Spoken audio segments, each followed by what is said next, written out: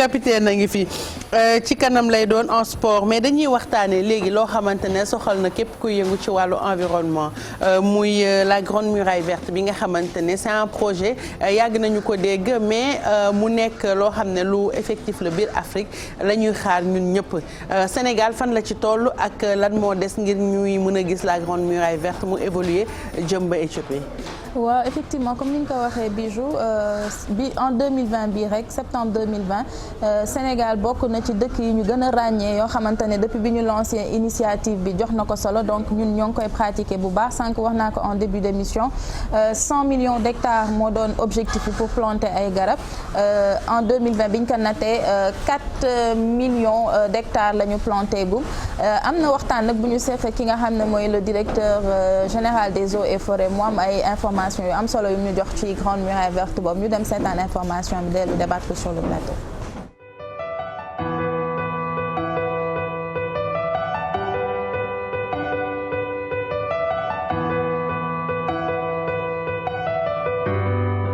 grande muraille verte dafa nekk projet bu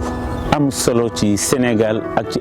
Afrique biñ ko sosee Sénégal ñoo ko jëkk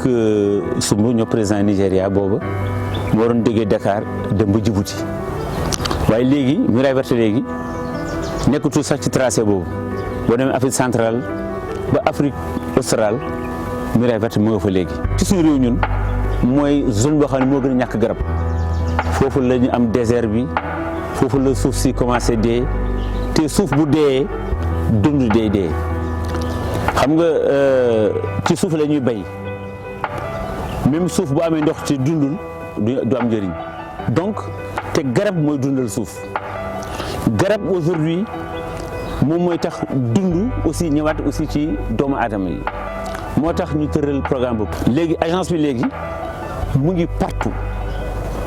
mission mooy léegi jëmbataat reboiser dans tout le Sénégal.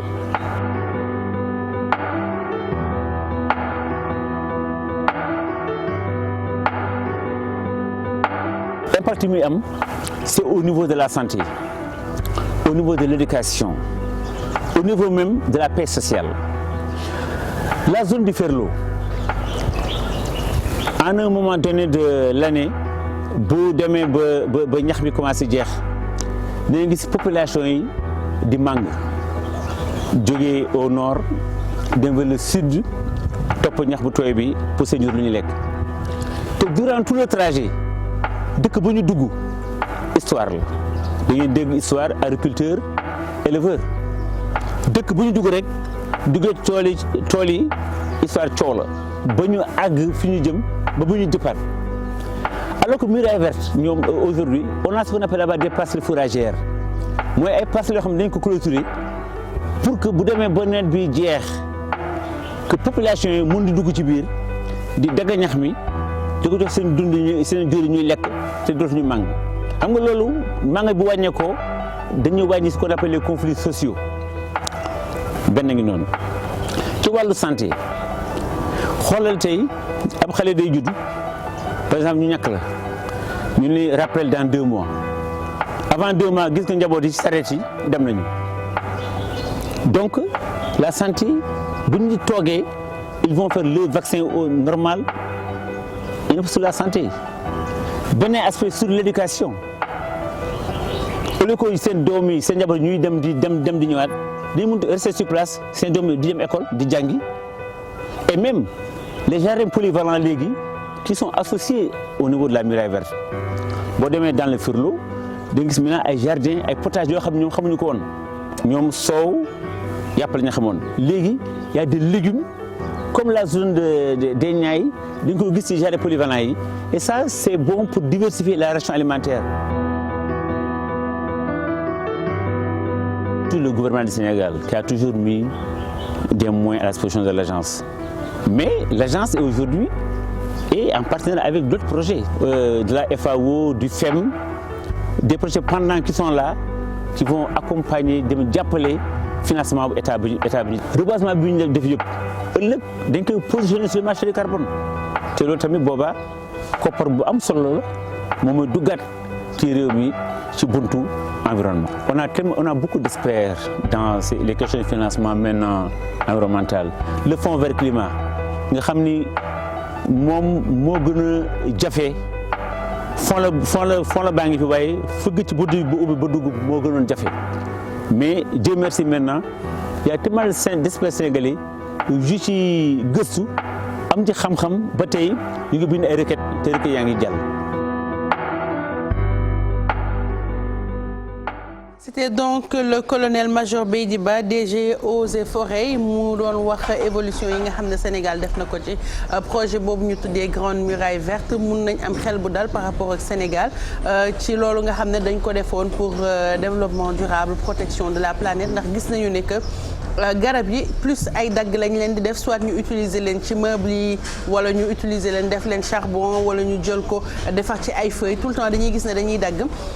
soxla nañ planète boo xamante ne dafay respirer planète boo xamante ne garab yi dinañ aspirer gaz carbonique bi sotti ko oxygène moo tax ñu teg projet boobu di Grande Muraille Verte ñun ñu ngi ci avancé bu baax. ñun ñu ngi ci avancé bu baax ñuy fàttali ne que c'est une initiative de l'Union africaine ñoom ñoo ngi ko lancé en 2007 et comme ni nga ko waxee léegi on a vu que changement climatique yi dafa demoon bañ koy dund bu baax que ce soit période tàngaay day tàng ba mu ëpp li nga xamante ne mooy période d'hivernage taw bi day dem ba déborder li nga xamante ne période de 3 mois la daan yem da koy dépasser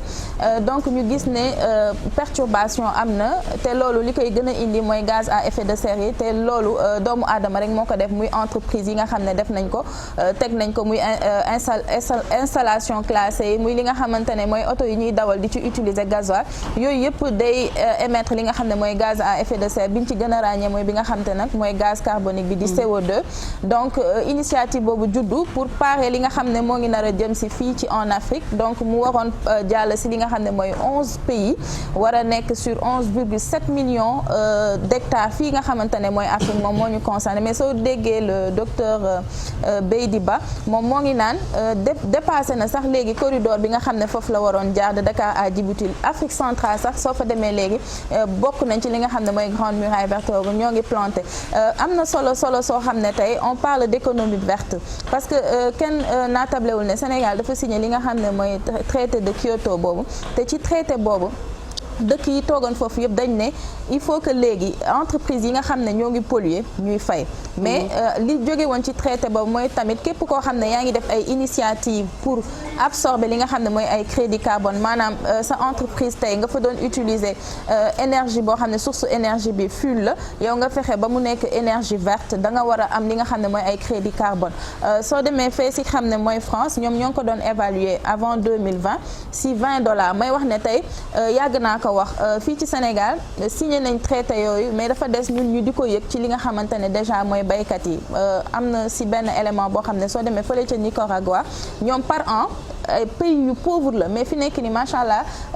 à peu près maximum revenu bi annuel $80 la mais soo demee tey ñoo ngi planté à peu près 500 millions ci li nga xam ne mooy ay arbre te arbre boobu ne dafa am lu muy jur ci xaalis te suñu remplir objectif boobu da ngay gis ne dañ leen di ko fay ci li nga xam ne mooy xaalis donc tey dafa nekk beneen challenge yeneen défi yoo xamante ne ñun dañ ci war a bokk fii ci Sénégal nag ñoo ngi ciy def ay jéego parce que am na benn projet temps yi boo xam ne maa ngi ciy intéressé wu bu baax parce que dafa am benn impact bu mag bu mu nar a indi ci placement Sénégal fee nga xam ne mooy ci COP yi ñu jëm muy li nga xam ne mooy BRT bi Sénégal va être le 3e pays en Afrique bu am boobule kii outil technologique bu bees ci wàllum transport te ci biir projet boobu bijou garab boo xamante ne dagg nañ ko rek CETUD fay na ko li nga xamante ne mooy direction eaux et forêt mais ñu war ko gën a gëstu xool borom xam-xam yi parce que tey ñëpp ku war a liggéey tey ci Grande Muraille Verte moo ngi koy wax soo demee ba ca Ferlo tey am nañ ay potages yoo xam ne amuñu ko fa woon mais au-delà de bay boobu ñu fay bay tey baykat yooyu dafa waroon am ay revenus yu ñu waroon a gagner ci li nga xam ne mooy crédit carbone bi ndax garab boo gis rek am na benn quota de crédit carbone boo xam ne moo ngi koy absorbé borom xam-xam yi nee nañ bois boo gis am na 50% li composé bois bi bant bi carbone la donc mu nekk loo xam ne tant que ñoo ngi koy planté initiative bi am na solo li ko waral mooy suñu nekkin mooy li ci gën a important aussi mooy li nga xam ne ñoo ngi koy nooyi parce que nit nooyi mooy dund te air bi nga war a nooyi dañ ko war a purifier te comme am na ay conséquences yuy jógee ñun ci activité humaine yi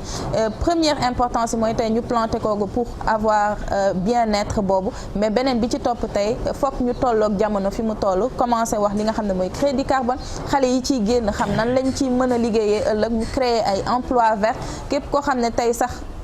planté nga yow ci sa potager wala ci sa tool am nga payoor boo xam ne war na ñëw ci yow parce que garab gu ne am na lu muy absorbé te carbone boobu am na jëg sur le marché du carbone Bijou. En tout cas développement durable mënuñu développer benn société te àndu ci ndaxte loo développer boo protéger wul sa environnement protéger sa nature changement climatique dina la sonnal désertification dina la sonnal fu ci mel ni wàllu Afrique et puis CO2 dina la manqué gaz à effet de serre dina la manqué donc il faudrait que ñun ñëpp ñu booloo àndandoo gëm li nga xamante ne moom mooy environnement bi ku nekk sax bu jëloon objectif saxal benn garab yar ko ba mu màgg rek problème yooyu yëpp dinañ ci génn donc ñun dinañ leen gën a informer gën leen ñaax ci ngeen gën a intéressé wu ci seen environnement ndax dañ ko soxla ñu bàyyi ko suñu doom yi ci anam bi mu gënee parce que seetlu nañ lépp li nga xamante ne dafay yàqu wala ñu koy am comme ay feebar wala comme ay catastrophe naturelle bu ñu xoolee ba ci biir changement climatique moom moo koy indi te garab yi mun nañu ci jàppale bu baax. jàppale bu baax a baax mais bi si de sànq rek bi may ñëw maa ngi xalaat maa ngi naan suñu maam yi njëkk yi xamuñu woon lan mooy environnement mais seetlu kër gu ne daan na am ay garabu niim ay garabu truc moo daan nekk kër gi ñoom xamoon nañ ne garab am na benn effet bu muy def si bien-être ak si respiration donc même ñun bi ñu gënee nekk xale ay campagne de reboisement daan nañ ko def léegi nag c'est de plus en plus rare mais lii xew ci jamono ji ak ci jaww ji rek muy inondation yi di déversement yi di tàngaay bu métti bi ñuy dund li ko waral rek mooy gaz carbonique bu ëpp li nga xam ne mooy garab yi di wax ne aussi y a une lutte te dinañ ci gën a wax aussi ci li nga xamante ne mooy garab yi nga xam ne mooy trafic de bois clandestin bi loolu aussi dafa am impact bu muy indi si li nga xam ne mooy objectif yi ñu war a rendre te ñoo ngi ciy def liggéey bu am solo di rappeler ne Sénégal am na agence Grande Muraille Verte dinañ ci gën a xuus Bijou pour xool fan la liggéey bi toll suñu rapproché agence boobu di wax rek ne tant qu'on peut reboiser daal nañu saxal garab yi ndax am na solo si suñu nekkin. nañu xeex ci un Sénégalais une plante def ko hashtag partage ko fépp ku ne saxal sa garab yar ko ba mu màgg dootuñu am benn problème côté environnement en tout cas merci beaucoup Yacine ci li nga indi par rapport à Grande Muraille Verte bi ñoo ngi suivre évolution bi en espérant que objectif yi nga xamante ne moo taxoon ñu lal ko dinañ ko atteindre très bientôt dañuy continuer yeewu leen